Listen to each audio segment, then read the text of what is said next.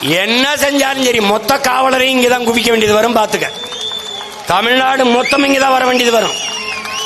இதையே பேரறிவிப்பாக எடுத்து என் உயிரினும் இனிய என் உடன் பிறந்தார்கள், என்னை பெற்ற பேரன்பு மிக்க பெருமக்கள், தமிழ் மீதும் நம்முடைய இறை முருகன் மீதும் பக்தி கொண்ட அன்பு கொண்ட மக்களாக இருந்தால் 7ஆம் தேதி நடக்கிற திருமுழுக்கு, அந்த திருமுழுக்கிலே, அந்த குடமுழுக்கிலே, நன்னீராட்டிலே தமிழ் நிராகரிக்கப்படுமானால் திருச்செந்தூர் நம்முடைய கட்டுப்பாட்டில் இருக்க வேண்டும். அதை நீங்க கவனத்தில் வைத்துக்கொள்ளுங்கள்.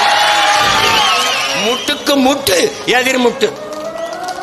புரட்சி ஒன்றுதான் இதற்கு மாற்றென்றால் வேறு வழி கிடையாது.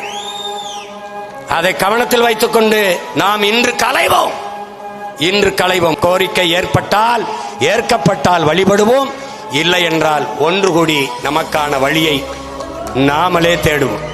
தமிழ் தாய் வாழ்க, தலைவர் பிரபாகரன் வாழ்க, நாம் தமிழர்.